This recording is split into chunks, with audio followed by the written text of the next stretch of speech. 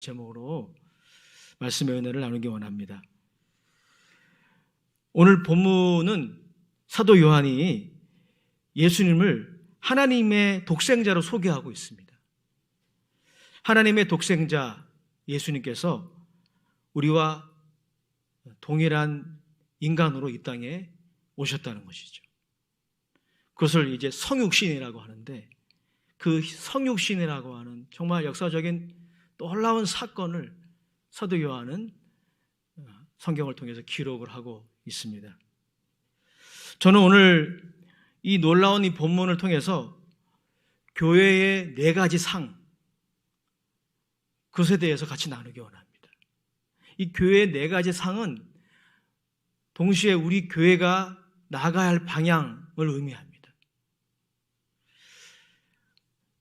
첫 번째, 여러분, 오늘 본문은 교회의 첫 번째 상을 우리에게 제시하고 있습니다. 그것은 바로 교회는, 따라합시다, 교회는 그리스도의 몸입니다.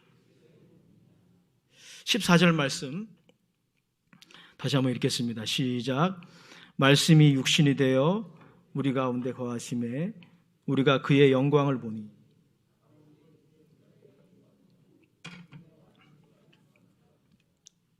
아멘. 오늘 14절에 보면 성육신의 사건을 사도 요한이 이렇게 기록하고 있습니다. 말씀이 육신이 되었다. 말씀은 무엇을 의미하죠? 바로 독생자 예수 그리스도를 의미합니다. 하나님의 독생자. 그리고 독생하신 하나님이라, 이렇게도 이해할 수 있는데, 이 하나님의 독생자가 육신이 되었다라고 하는 것입니다. 여기서 육신이라고 하는 말은 헬라어로 사르크스라는 단어인데요, 즉 연약하고 불완전하고 그리고 상처받기 쉬운 그러한 우리의 전 인격을 의미합니다. 우리의 몸을 포함해서 전 인격을 의미합니다. 즉 하나님의 독생자는 우리와 똑같은 그런 실존을 가지는 존재로 내려오셨다라고 하는 것이죠. 정말 놀라운 사건이 아닐 수가 없습니다. 말씀이 육신이 되셨기 때문에, 지금 하나님의 독생자가 우리와 똑같은 인간의 실존, 연약하고 불완전하고 상처받기 쉬운 그런 존재가 되셨기 때문에 오늘 우리들이 그 하나님의 은혜로 말미암아 구원받을 수가 있는 것이죠. 그런데 오늘 본문을 통해서 우리는 교회가 바로 그리스도의 몸이라고 하는 이 중요한 교회의 본질을 발견하게 됩니다. 교회는 그리스도의 몸입니다. 그래서 몇 가지 특징들을 가지고 있어요. 첫 번째 특징은 뭐냐면요, 교회는 가시적이라는 거예요. 가시적. 무슨 말이냐면 눈에 볼 수가 있다는 것입니다. 우리는 몸을 볼 수가 있지 않습니까? 마찬가지입니다. 교회도 가시적인 특징을 가지고 있습니다. 물론 여러분, 교회에는 2가지 차원이 있다라고 학자들은 말합니다. 천상의 차원이 있어요. 천상에도 이미 앞서간 성도님들이 교회를 구성하고 있습니다. 이것을 눈에 보이지 않는 교회, 천상의 교회라고 합니다. 동시에 여러분, 이 지상에는 눈에 보이는 여러 지역 교회들이 있습니다. 교단들도 다양하고 또 여러 지역도 다양하고 또 교회 규모도 참 다양합니다. 대형 교회가 있지만 또 아주 작은 소형 교회가 있고, 건물을 아름답게 지어서 예배드리는 그런 교회도 있지만은 상가에 임대를 해서 교회를 운영해 나가는 그런 교회도 있습니다. 여하튼 어떤 모양의, 어떤 규모의, 어떤 지역에 있는 교회든지 교회의 특징은 가시적이라는 거예요. 우리가 지금 눈으로 보는 이것이 바로 교회입니다. 교회론에 대한 해박한 글을 쓴 로버트 뱅크스라는 학자가 있는데요, 그가 바울의 공동체 신학이라는 그런 책을 썼는데, 이 책의 내용을 가지고 사실 매달 한 번씩 지역장 모임할 때 나누고 있습니다. 로버트 뱅크스에 의하면 사도 바울과 초대교회, 그것은 사도 요한도 포함합니다. 사도 바울과 초대교회 성도들은 교회를 이런 가시적인 교회로 이해했다는 거예요. 즉 여러분, 눈에 보이는 이 지역 교회들이 거대한 그리스도의 몸의 한 일부분이 아니라는 거예요. 지역 교회 하나하나가 독립된 그리스도의 몸이라고 하는 것입니다. 그러므로 여러분, 우리는 이러한 교회에 대한 첫 번째 정의를 통해서 무엇을 발견하게 됩니까? 어떤 메시지를 듣게 됩니까? 교회를 귀중하게 여겨야 돼요. 왜냐하면 지역교회 하나하나가 아무리 작은 교회라 할지라도 또 다른 교단에 속해 있는 그런 교회라 할지라도 교회 하나하나가 그리스도의 몸이기 때문에 여러분들의 몸도 귀중하겠지만 그리스도의 몸이 얼마나 귀중하겠습니까? 그런 교회 하나하나가 바로 그리스도의 몸이기 때문에 우리 한 사람 한 사람이 가져야 할 자세가 무엇입니까? 교회를 귀중히 여겨야 되는 것입니다. 특별히 여러분들이 속해 있는, 소위 말해서 우리가 몸된 교회라고 하잖아요. 여러분이 속해 있는, 여러분이 지체로 있는 이 교회를 소중히 여기셔야 돼요. 귀하게 여기셔야 됩니다. 왜냐하면 그리스도의 몸이기 때문에 단순히 인간의 조직이 아니에요. 인간이 만든 기관이 아닙니다. 살아있는 교회라는 책을 쓴 존 스타트는 이 교회의 이러한 그 위상을 이렇게 말했습니다. 교회는 하나님의 우주적인 계획, 그 우주적인 계획이 뭐죠? 예수님을 통해서 뭇 영혼들을 구원하는, 그래서 그 예수 그리스도를 통해서 만유를 회복하는 게 그 하나님의 우주적인 계획이잖아요. 그런데 교회는 그 하나님의 우주적인 계획의 중심에 있다는 거예요. 즉 나중에 하나님이 의도하신, 계획하신 그런 기관이 아니라는 것입니다. 애초부터 하나님이 만유를 지으실 때, 만물을 아들을 통해 지으실 때 생각하신 공동체가 바로 교회라는 것입니다. 그래서 여러분, 우리는 교회를 귀중히 여겨야 돼요. 사도행전 20장에 보면 사도 바울이 에베소 교회 목회를 다 마치고 다른 지역에 가면서 그 에베소 교회 목회자들과 중직자들을 다 불렀어요. 그리고 그들에게 마지막 고별 설교를 하는 내용이 나옵니다. 우린 그의 마지막 고별 설교에서 이 교회의 위상, 그게 에베소 교회든 갈라디아 교회든 포천에 있는 교회든 저기 미국에 있는 교회든 말이죠. 이단에 속한 교회가 아니라면 그 어떤 종류의 교회든 교회가 그리스도의 몸이기 때문에 귀하다는 것을 발견하게 됩니다. 사도행전 20장 28절에 이렇게 말씀하고 있어요. 여러분은 자기를 위하여 또는 온 양떼를 위하여 삼가라. 성령이 그들 가운데 여러분을 감독자로 삼고 하나님이 자기 피로 사신 교회를 보살피게 하셨느니라. 여러분, 오늘 사도 바울은 특별히 목회자들에게 말하고 있는 거예요. 교회 지도자들에게 이 권면을 하고 있는 거예요. 교회 목회자들과 지도자들은 교회를 위해 삼가해야 됩니다. 왜요? 그들에게는 사명이 있기 때문이에요.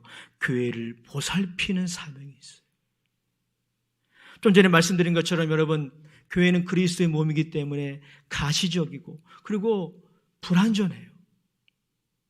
그리고 연약합니다. 그래서 여러분, 이상적인 교회는 없어요. 오늘날 여러분, 가나안 성도들이 우리 한국교회에 많다고 그러잖아요. 가나안 성도가 뭔지 아시죠? 가나안을 거꾸로 해보세요. 안 나가요. 예수님을 믿는데 교회를 안 다녀요. 물론 교회의 잘못과 교회 지도자들의 잘못으로 말미암아 그런 일이 생겼다라고 저는 생각을 합니다. 그런데 가나안 성도 중에 많은 분들이 이상적인 교회를 찾고 찾는 거예요. 이상적인 교회는 없어요. 이 지상에 존재하지 않습니다. 교회는 그리스도의 몸이기 때문에 연약해요. 불완전합니다. 그리고 상처를 쉽게 받아요. 사나운 이리가 습격해 올 때 양떼들이 무방비 상태에 놓이는 것처럼 교회도 그래요. 또한 교회 내부 안에 여러 가지 문제가 생겼을 때 금방 어수선해지는 게 바로 교회예요. 그렇게 상처를 쉽게 받는 게 바로 교회입니다. 그래서 하나님이 교회에 세운 사람들이 목회자입니다. 목회자의 책임이 큽니다. 그리고 목회자의 일을 함께 돕기 위하여 장로님들 이하 재직들을 세운 거예요. 그들은 하나님이 자기 피로 사신 교회를 잘 보살펴야 합니다. 여러분, 교회가 얼마나 귀한지 바울에 의하면 교회는 주님께서 자신의 피로 사신 존재라는 겁니다. 그래서 우리가 예수님의 피를 보혈이라고 얘기하잖아요. 그만큼 귀한 거예요. 예수님의 피로 우리의 과거의 죄, 현재의 죄, 미래의 모든 죄가 다 덮어지잖아요. 예수님의 피가 아니었다면 우리가 어떻게 하나님의 그 보좌 앞으로 나갈 수 있겠습니까? 그런데 예수님이 보혈을 흘려주심으로 말미암아 여러분 우리의 모든 죄가 사함받고 덮어지고 가려지고 그래서 우리가 용서받고 주님 보좌 앞에 나갈 수 있습니다. 그 귀한 보혈로 값주고 산 대상이 바로 교회이니 얼마나 교회가 귀하겠어. 목회자들과 재직들은 교회를 잘 보살펴야 합니다. 다른 이유가 아니라 교회를 위해서 자신의 행동과 말을 삼가해야 합니다. 사도 바울이 그걸 말하고 있는 거예요. 29절 30절에 사도 바울은 계속 말을 이어나갑니다. 내가 떠난 후에 사나운 이리가 여러분에게 들어와서 그 양떼를 아끼지 아니하며 또한 여러분 중에서도 제자들을 끌어 자기를 따르게 하려고 어그러진 말을 하는 사람들이 일어날 줄을 내가 아노라. 교회 공동체 안에 이런 일들이 있을 수 있다는 겁니다. 그래서 목회자가 필요한 거죠. 재직들이 필요한 것입니다. 오늘 첫 번째 이 교회의 정의는 교회 목회자와 재직들에게 주시는 메시지예요. 교회와 온 양떼를 위하여 삼가해야 합니다. 교회와 온 양떼를 잘 살펴야 돼요. 그리고 성도들에게도 주시는 메시지가 있어요. 여러분들이 어떤 교회에 속해 있든지 그 속해 있는 교회를 귀중히 여기십시오. 예수님의 몸입니다. 예수님의 피로 값주고 산 대상이에요. 이러한 은혜가 여러분 모두에게 있게 되시기를 주의 이름으로 축복합니다. 두 번째 본문에서 발견하는 교회의 정의는 따라합시다. 교회는 예수님이 임재하시는 공동체입니다. 14절 말씀 다시 한번 읽겠습니다. 시작.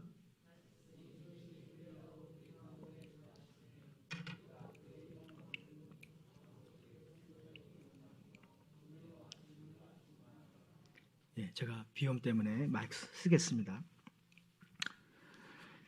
여러분 오늘 본문에서 우리는 두 번째 교회의 정의를 발견하게 되는데요. 교회는 예수님이 거하시는 공동체라는 거예요. 14절에 보니까 하나님의 독생자가 이 땅에 육신으로 오신 인간이 되신 그 목적이 나와 있어요. 그 무엇입니까? 우리 가운데 거하시기 위해서. 여기서 거하신다라고 하는 말은 헬라어로 장막을 치다, 집을 짓고 거기에 살다 이런 뜻이에요.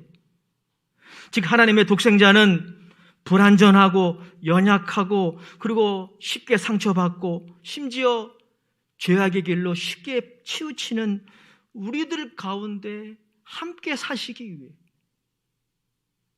이 땅에 오신 것입니다. 이것이 바로 임마누엘이라는 그 단어가 하나님이 함께 하시다는 그런 뜻이 있잖아요. 이것이 바로 임마누엘 하신 하나님의 독생자의 모습입니다. 우리는 본문을 통해서 교회의 두 번째 정의를 발견하게 됩니다. 교회는 그냥 모임이 아니라 그냥 공동체가 아니라 예수님이 그 공동체에 임재하시는 그런 모임, 그런 공동체, 이것이 바로 교회예요. 그래서 교회는 한 개인 이상입니다. 여러분, 한 사람 한 사람도 예수를 믿으신다면 하나님의 성령이 거하시는 성전이지만 교회는 한 개인 이상이에요. 교회는 공동체입니다. 모임이에요. 또한 교회는 건물 이상입니다. 건물이 교회의 생활에 굉장히 중요한 부분을 차지하지만 그러나 교회는 건물 이상이에요. 교회는 공동체입니다. 그래서 여러분, 교회라고 하는 이 단어가 헬라어로 에클레시아라는 단어인데요. 이 에클레시아라는 단어는 당시 1세기에 사람들이 어떤 특정한 모임, 그냥 이렇게 아무런 의미 없이 모이는 모임이 아니라 어떤 특별한 목적과 어떤 의미를 가지고 모이는 모임들을 에클레시아라고 불렀습니다. 사랑하는 여러분, 교회는 어떤 에클레시아입니까?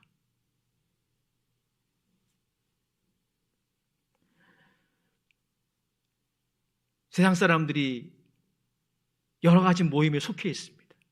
교회는 어떠한 모임입니까? 제가 좀 전에 언급했던 로버트 뱅크스에 의하면 여러분, 교회는 하나님 앞에서 특정한 목적을 가지고 정기적으로 모이는 그런 공동체라는 것입니다. 저는 이 로버트 뱅크스의 이 교회의 정의에 주목하고 싶어요. 특별히 하나님 앞에서라는 단어에 주목하기 원합니다. 여러분, 이것이 바로 교회의 공동체와 세상에서 여러 모임과의 차이점입니다. 교회는 모이되 공동체이지만 하나님 앞에서 모이고 그리고 하나님이 기뻐하시는 목적을 위하여 모이는 공동체가 바로 교회입니다.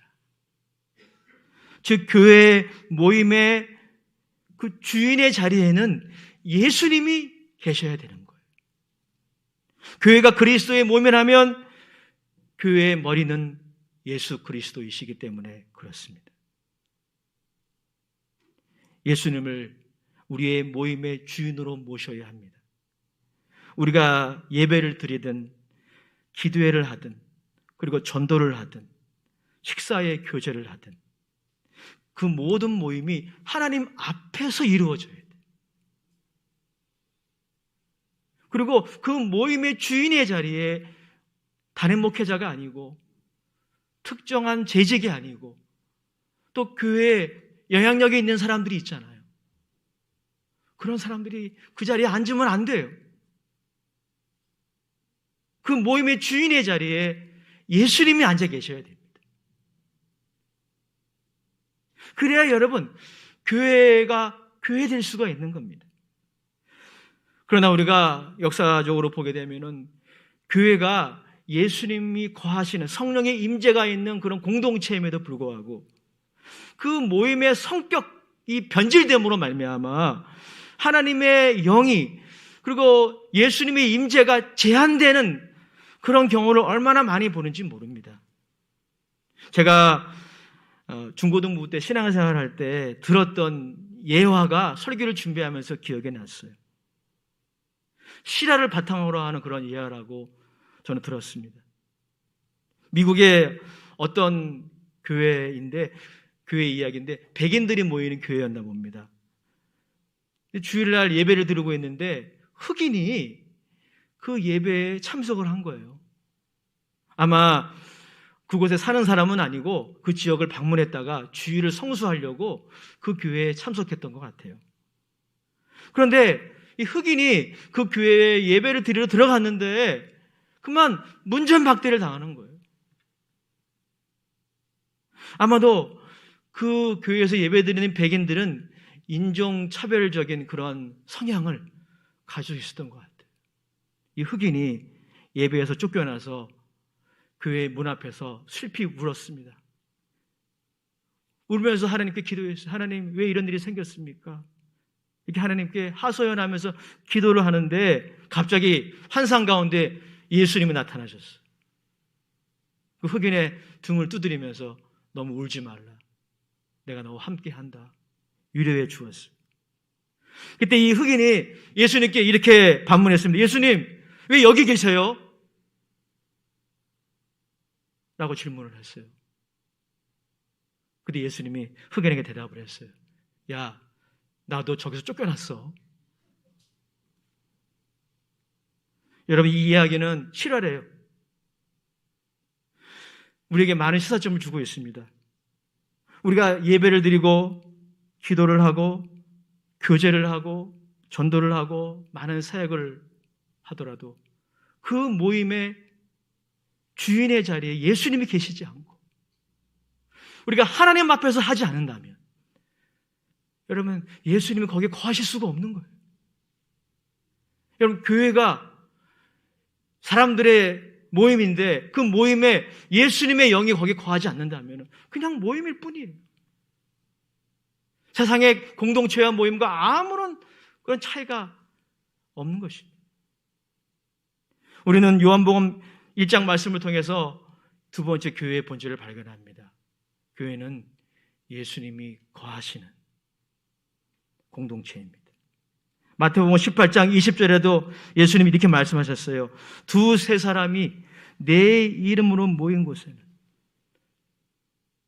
한번 따라 합시다. 두세 사람이 내 이름으로 모인 곳에는 나도 그들 중에 있느니라. 할렐루야. 오늘 예수님의 이름으로 모인 곳, 바로 그곳에 예수님이 함께 하신다는 것입니다. 성령이 장막을 치고 거기에 거주하신다는 거예요. 근데 조건이 있죠. 내 이름으로 모여야 됩니다. 그 모임에 예수님이 주인이 되셔야 돼요. 하나님 앞에서 모여야 돼요. 우리 교회가 이러한 모임을 통하여 이런 모임을 가지기에 힘쓰므로 말미암아 성령이 임재하시는 그런 교회, 예수님의 영이 거하시는 교회, 그런 교회가 더욱 될 수 있기를 간절히 원합니다. 오늘 본문을 통해서 우리는 세 번째 교회의 본질을 발견하게 됩니다. 그것은 뭐냐면, 따라합시다. 교회는 예수님의 증인입니다. 15절 말씀을 다시 한번 같이 읽겠습니다. 시작. 요한이 그에 대하여 증언하여 외쳐 이르되 내가 전에 말하기를 내 뒤에 오시는 이가 나보다 앞선 것은 나보다 먼저 계심이라 한 것이 이 사람을 가리킴이라 하니라. 사도 요한은 이렇게 예수님의 성육신에 대해서 이야기하다가 갑자기 세례 요한을 언급하고 있어요. 세례 요한이 누구입니까? 아마 여러분 아시는 분은 아실 거예요. 세례 요한은 그야말로 세례자였어요. 세례 요한이 이 땅에 등장했을 때 많은 사람들이 메시아라고 착각할 정도로 세례 요한은 정말 대단한 사람이었어요. 그가 회개하라고 외치면 그 외침이 사람들의 심금을 울렸어요.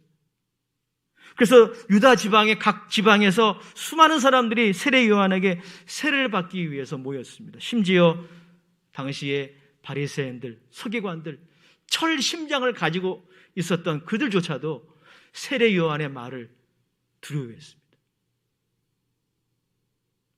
그런데 여러분, 요한은 자신을 메시아라고 착각했던 사람들에게 자주 하는 말이 있었어요. 그게 뭐냐면 자신은 메시아가 아니라는 거예요. 자신은 그리스도가 아니라는 겁니다. 자신에게 주목하지 말고 내 뒤에 오시는 분이 계시는데 그분에게 주목하라고 그렇게 외쳤어요. 우리가 읽지 않았지만 요한복음 1장 후반부에 보면 그런 이야기가 등장합니다. 요한복음 1장 23절에 세례 요한이 자신을 메시아라고 착각하여 자신의 주변으로 모여들었던 수많은 사람들에게 이렇게 말해요. 요한복음 1장 23절 제가 읽어드리겠습니다. 이르되 나는 선지자 이사야의 말과 같이 주의 길을 곧게 하라고 광야에서 외치는 자의 소리로라. 자신은 소리라는 거예요. 이 스피커라는 거예요. 자신의 뒤에 오는 그분이 진짜라는 거예요. 그 진짜를 소개하기 위한 소리에 불과하다 라고 세례 요한은 우리들에게 말씀을 전하고 있습니다. 여러분, 이 세례 요한의 이 증언, 자신의 뒤에 오시는 그 예수님께 사람들의 이목을 집중하게 만들었던 그 세례 요한의 사역은 오늘 우리 교회의 사역이 어떻게 나가야 할 것인지를 잘 보여줍니다.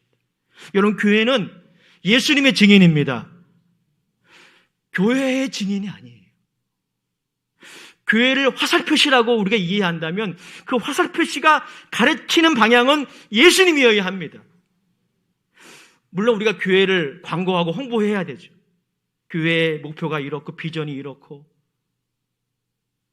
교회 건물이 어디에 위치해 있고 알려야 합니다. 그러나 그것은 도구에 불과해요. 교회가 증언해야 할 대상은 교회 자체가 아니라 예수님이십니다. 즉 여러분, 교회가 해야 될 중요한 사역이 뭡니까? 예수님을 크게 보이게 만들어야 돼요. 세상 사람들이 교회를 보고 예수를 볼 수 있게끔 해야 합니다. 여러분, 목회자가 주목받아서는 안 돼요. 교회가 주목받아서도 안 됩니다. 그것은 도구에 불과해요. 교회가 주목받게 해야 할 대상은 우리를 위하여 십자가에 죽으시고 부활하신 예수 그리스도이십니다. 그분을 증언해야 돼요.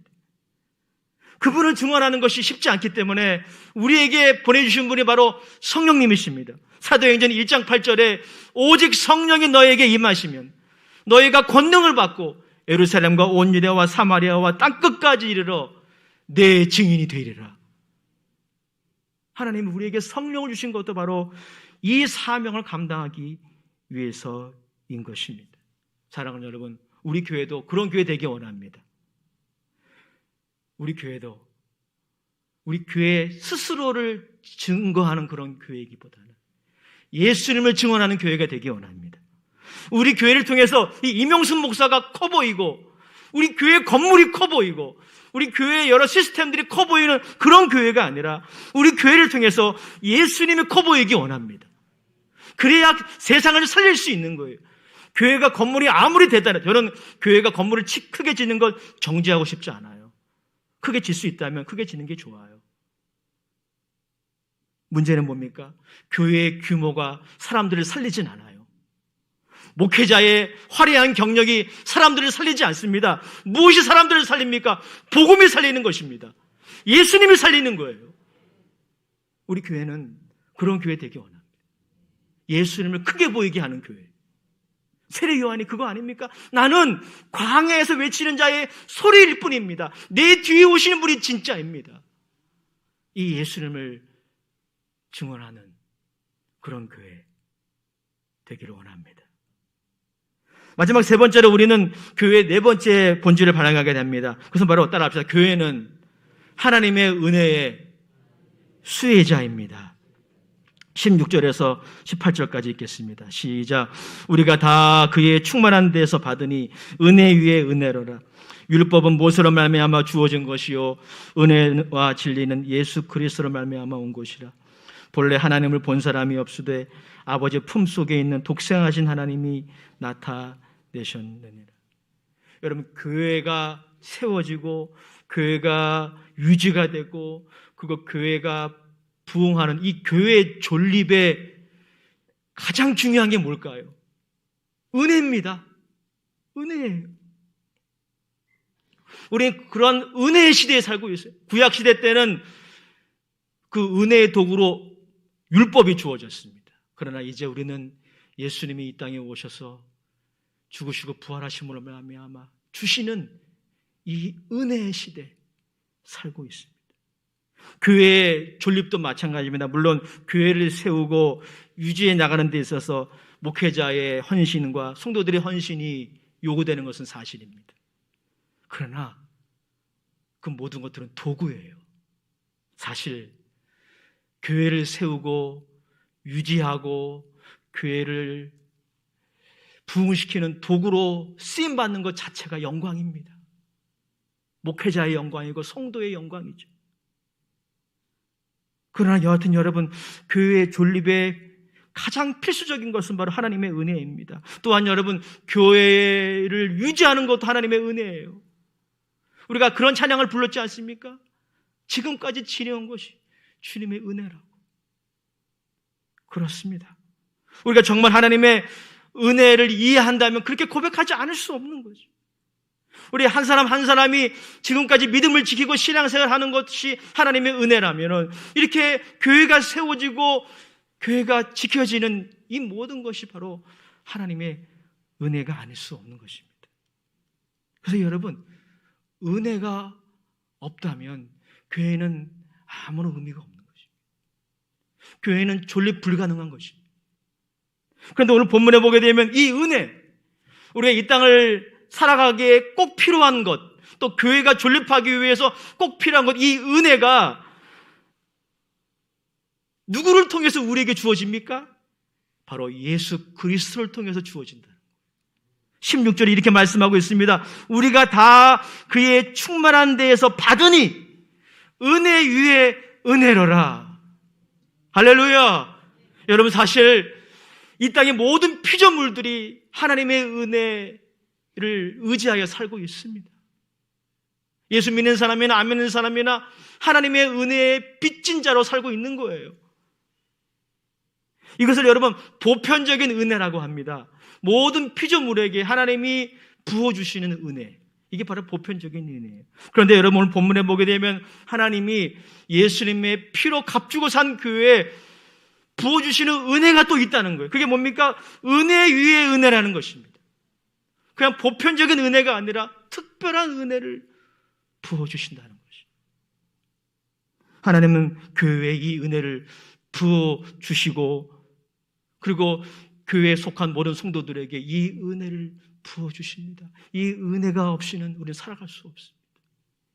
이 은혜가 없이는 우리는 죄를 이길 수 없습니다. 이 은혜가 없이는 코로나19를 통과할 수 없습니다. 이 은혜가 없이는 유혹을 이길 수 없습니다. 이 은혜가 없이는 여러분 고난을 이길 수 없어요. 은혜 아니면 살아갈 수 없는 존재, 은혜가 아니면 세워질 수 없는 존재가 교회예요. 근데 그 은혜를, 그 은혜 위에 그 은혜를 우리들에게 공급하시는 그 공급원, 그 원천이 누구이십니까? 예수 그리스도이십니다. 예수 그리스도. 17절에 이렇게 말씀하고 있습니다. 율법은 모세로 말미암아 주어진 것이요 은혜와 진리는 예수 그리스도로 말미암아 온 것이라. 본래 하나님을 본 사람이 없으되 아버지의 품속에 있는 독생하신 하나님이 나타내셨느니라. 하나님의 그 충만한 은혜를 우리에게 전달하시는 분이 바로 예수 그리스도시라는 것입니다. 예수님은 교회에 필요한 이러한 영적 자원과 육적인 자원, 모든 자원의 근원이시라는 것입니다. 그리고 지금도 그 은혜를 모든 교회에 부어주고 계시다는 것입니다. 그러면 여러분, 우리 교회는 어떤 방향으로 나가야 할까요? 그 은혜로 신앙생활을 해야 합니다. 그 은혜로 교회를 세워야 합니다. 그 은혜로 우리는 교회를 지켜나가야 합니다. 우리의 능력이나 우리의 지혜로 하는 것이 아니라 하나님이 우리에게 공급하시는 은혜로 해야 합니다. 여러분, 우리의 인간의 능력과 결단과 지혜로 하면 금방 하다 맙니다. 저는 그런 경우 많이 봅니다. 열심히 헌신하고 봉사하다가 나중에 시험 들면 완전히 교회를 떠나는 그런 분들 좀 많이 봅니다. 무엇이 문제입니까? 하나님의 은혜로 하지 않으면 우리도 다 그렇게 될 수 있는 거예요. 사랑하는 여러분, 우리 교회 앞으로 25년, 30년, 40년, 50년 하나님의 은혜가 아니면 안 됩니다. 하나님이 예수님을 통해 공급하시는 은혜가 아니면 우리 교회는 이 어려운 고난을 이겨나갈 수가 없습니다. 이 하나님의 은혜를 공급받으며 신앙생활을 해야 합니다. 이 하나님의 은혜를 공급받으며 목회해야 합니다. 여러분, 목회자도 이 하나님의 공급하시는 은혜가 아니라면 정말 솔직히 할 말이 없어요. 목회자가 새로 와서 3년만 설교하면 봉이 다 납니다. 본전 바닥에 드러나요. 하나님의 은혜가 공급되지 않으면 목회도 불가능합니다. 교회 재직분들도 마찬가지예요. 하나님의 은혜가 아니면 재직으로서 사명 감당할 수 없습니다. 우리 순복음 아멘교회는 앞으로 20년이 되었든 30년이 되었든 하나님의 은혜, 예수님을 통해 우리에게 부어주시는 하나님의 은혜에 철저히 의지해서 우리 교회를 세워나가기를 주의 이름으로 축원합니다. 여러분, 그 하나님의 은혜를 받아서 쓰는 통로가 있어요. 그게 기도예요. 기도예요. 제가 특별 새벽 기도회 때 나눈 비전처럼, 그래서 우리 교회는 기도가 우리 교회의 모든 기관과 모든 부서와 모든 모임을 덮는 그런 교회가 되기 원해요. 사람의 생각과 사람의 철학이 지배하는 그러한 교회가 아니라 하나님의 생각이, 하나님의 은혜가 지배하는 그런 교회가 되기 원합니다. 그러면 여러분, 사람들이 오겠죠. 벌이 어디로 갑니까? 꿀이 있는 곳에 가는. 교회에 은혜가 넘치면, 은혜와 진리가 충만하면 사람들이 오지 않을 수 없어요. 이 하나님의 은혜로 교회를 세우고 신앙생활을 하고 고난을 이기고 목회를 하는 그 비결이 바로 기도입니다. 마태복음 18장 18절 19절에 이렇게 말씀하고 있습니다. 우리 같이 한번 읽어보겠습니다. 마태복음 18장 18절 19절 시작. 진실로 너희에게 이르노니 무엇이든지 너희가 땅에서 매면 하늘에서도 매일 것이요 무엇인지 땅에서 풀면 하늘에서도 풀리리라. 진실로 다시 너희에게 이르노니 너희 중에 두 사람이 땅에서 합심하여 무엇이든지 구하면 하늘에 계신 내 아버지께서 그들을 위하여 이루게 하시리라. 여러분, 목회자가 땅에서 기도하면 들어주시리라, 그렇게 말씀하고 있지 않아요. 목회자에게 안수받으면 일이 잘 풀릴 거야 라고 말씀하고 있지 않아요. 물론 그것도 하나님의 역사이죠 말입니다. 여기 분명히 말씀하고 있어요. 너희 중에 두 사람이 땅에서 합심하여 기도하면 아버지께서 이루게 하여 주시리라. 우리 교회는 이런 교회 되기 원합니다. 두세 사람이 모여 문제가 있을 때마다 기도하는 교회.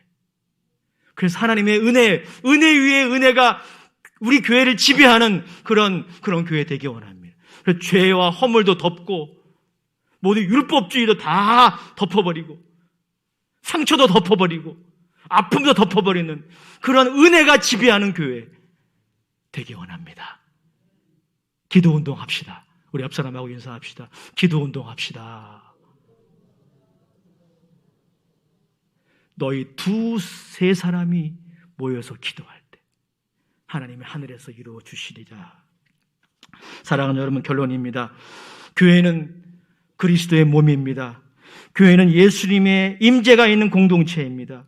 교회는 예수님의 증인입니다. 교회는 하나님의 은혜의 수혜자입니다.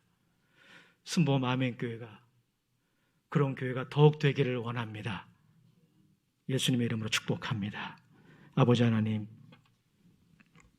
고개 숙여 기도하는 주의 백성들을 축복해 주시옵소서. 순복음 아멘교회가 이런 교회 더욱 되기를 원합니다. 예수님의 이름으로 기도합니다. 아멘. 찬송가 178장